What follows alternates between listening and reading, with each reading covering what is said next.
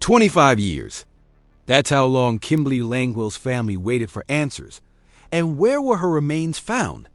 At the home of her ex-boyfriend. This isn't just a cold case solved, it's a ticking time capsule of unanswered questions, suddenly exploding into the present. Yes, ma'am. And Mr. Rose, in cause number 24, DCCR 1369, you're charged with the first-degree felony offense of murder, and that's from July 9th of 1999. What that means is if you go to trial and you're found guilty, the range of punishment would be between 5 years and up to 99 years or life in prison. Do you understand? Yes, ma'am. And I have here on the tablet a plea bargain rejection that you've signed with Mr. Burbank that shows that the district attorney's office has made an offer if you wanted to enter a plea of guilty for a 40-year term in the institutional division of the Texas Department of Corrections. You have every right to reject that and go to trial. I just want to make sure you understand any possible consequences, what your options are. Yes, ma'am. You understand all of that? Yes, ma'am. And do you want to reject that offer and have your case set for trial? Yes, ma'am. Okay, I'll get that done. And Mr. Rose, I want to make sure you understand, the lawyers already know, once your case is on the trial docket, I will not accept this plea agreement after today. If you change your mind later, you can plead to something different. The only way it would be much different would be if there was new evidence that either your attorney or the state's attorney did not have at this time. Okay? Okay. All right, and have y'all, is there anything you're waiting on as discovery-wise? No, Your Honor. The state's ready for trial. Okay. We're ready, Judge. I'd ask that you could be specialist set so I can clear my docket out. We'll get it set in the next day or so and let y'all know that date. If there's any issues, just let me know about that date. I appreciate it. And if you need a protective order or anything like that, to be here, we'll make sure and take care of that and get it done as well. All right, thank you. You can go back with the bailiff. Okay, so And then you. Here's where it gets real. The day offered Rose a 40-year plea deal. That's basically a life sentence at his age. He rejects it. Now, it's trial or bust. And in Texas, a first-degree murder conviction can mean the rest of your life behind bars or even more severe consequences. Let's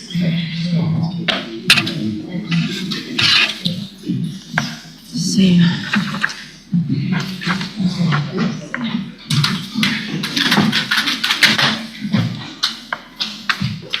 All right, so you're Bryce Thomas, and Mr.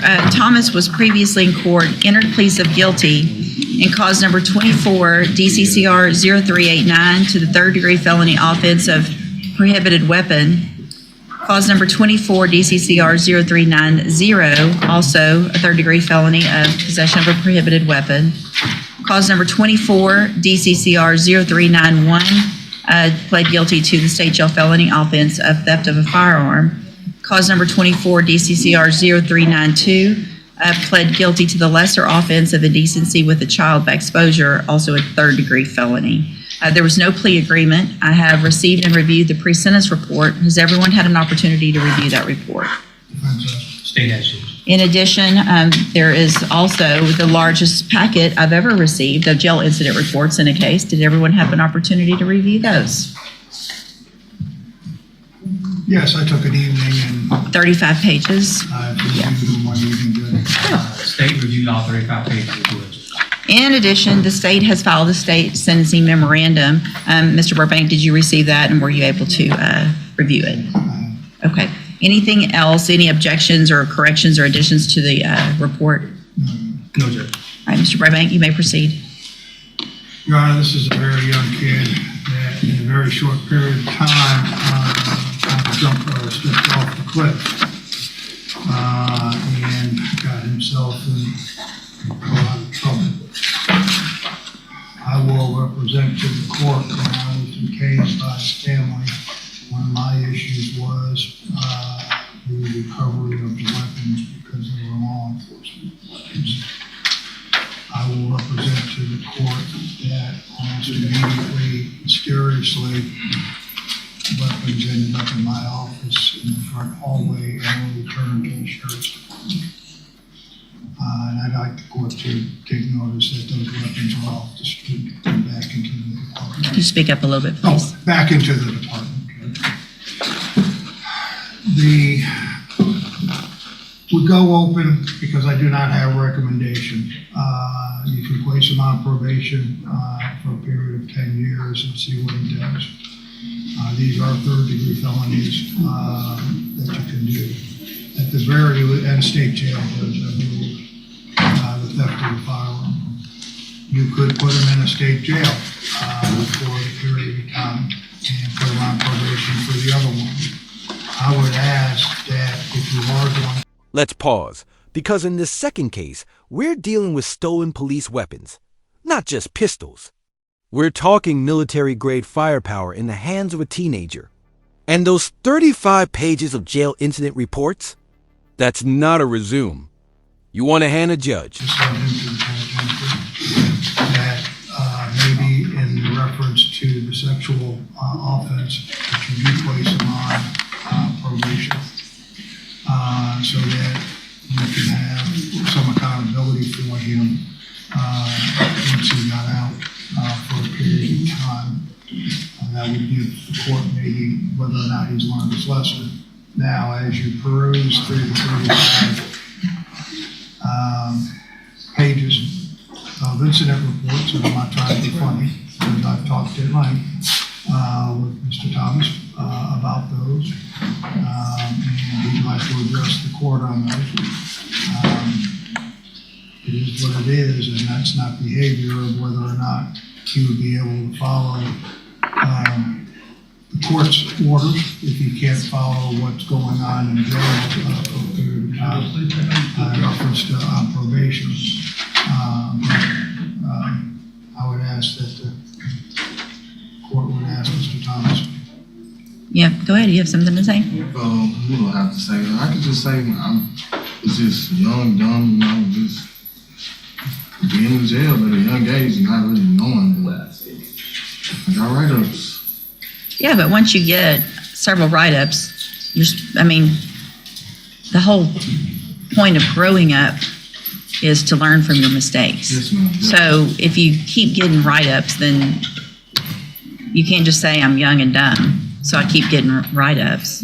I don't disagree that you're young and dumb, but this is ridiculous. I know our jail cannot wait for you to get out. Cannot wait. Mr. Coleman? Yes, Your Honor, I'll be brief since I put everything, I made the state's position clear and I've sent it to the memorandum. I'd like to briefly shift the focus from the write-ups to the underlying facts in the state's position, Yeah. which I believe are Stealing out of cop cars. Stealing from patrol vehicles, at least 2 patrol units, Your Honor.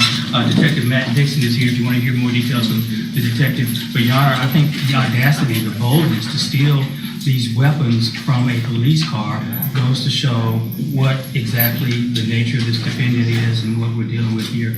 And even more than that, Judge, it appears from the underlying facts that the defendant may be implicated in a series of other car burglaries. We've got a Glock switch that converted one of those weapons into a fully automatic weapon. He was conspiring with another juvenile, a 16-year-old, to steal the weapons, which a photograph is attached to my sentencing memorandum if you've seen it. This was nothing less than an arsenal that these kids amassed, Judge. I shudder to think what could have become of these weapons if they would end up in the hands of other criminals, if they could have been used against law enforcement, Your Honor. Long gone are the days where there's a low caliber Saturday night special that these kids use, in some type of a crime. They are loaded for bear with fully automatic weapons. I'd ask the court to make an example out of this defendant. He benefits from not having a criminal history to speak of, but Your Honor, this is beyond the pale. I ask you to send him, do 2 things, a split sentence in this case. Sentence him to prison for what he's done, and then following that, a consecutive. An arsenal stolen from patrol cars with a Glock switch that turns a semi-automatic into a machine gun. This isn't petty theft. This is playing war in the streets. And the prosecutor's right. In the wrong hands, this could have been a tragedy waiting to happen. Probation period so that we can continue to monitor him and supervise him after he's released from prison. Thank you, Your Honor. So I wanted to make sure, Mr. Coleman, I've done this type of sentencing that you're asking for on some different cases. I think the probation period If I sentence him to probation today, I don't know that I can make that consecutive. So I think I believe you can, Judge, and if you need to recess this proceeding, I can get you case law in pretty short order. I think you can. because when would it start? It will start after he finishes his period of incarceration. Okay. So whatever I give him, if I do prison, and then I say it's consecutive with a probation, and does it matter if it's a straight or a, I don't believe so either, Judge. But again, I'm happy to get you some case. no, I appreciate the idea. Again, we've done it sometimes. I mean,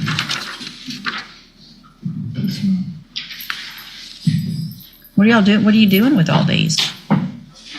In Texas, a judge Not can shooting sack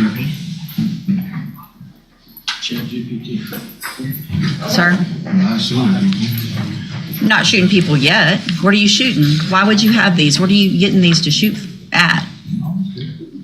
Just to be tough and say you have guns? That's all that's happening with these guns on the street is y'all are shooting at each other, at other people, at houses, at cars, at whatever. There's no reason to have these kind of guns. These aren't hunting guns, right? You're not going to shoot a deer. Do you hunt? And here's the gut punch. Even the defendant admits none of these weapons were for hunting. So what's left? Bragging rights? Street power? The judges. Tone says it all. Guns like these aren't trophies. They're tragedies in waiting. Hunt? I do. Do I you? have before, but Have you? Yes. Which one of these is your hunting gun? none of those.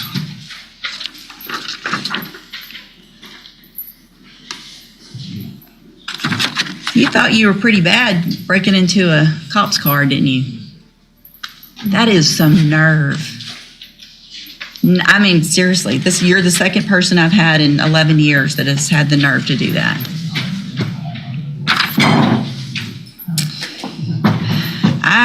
Here's what I'm going to do, because I agree with Mr. Coleman. I would like, at least in the indecency case, to get treatment and probation on that case so that we know you're not going to go make that type of bad decision again. But I'm not giving you probation on everything. You want to change your life and do better and not be young and dumb, you're going to have some time to figure that out. So in cause number 24, DCCR 0389, I'm going to find that you entered your plea of guilty freely and voluntarily, find sufficient evidence to find you guilty, and at this time find you guilty of possession of a prohibited weapon. Mr. Coleman actually asked me to sentence you to 5 years. I don't think that's enough. I'm going to sentence you in that case to 7 years in the institutional division of the Texas Department of Corrections. You'll receive credit on that sentence for any time you've been in custody, and part of the reason I made it lengthier is because you have been in.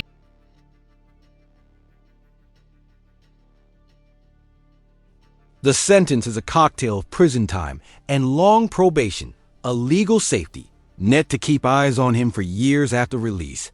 It's the court's way of saying, we'll give you a chance. But we'll also be watching your every move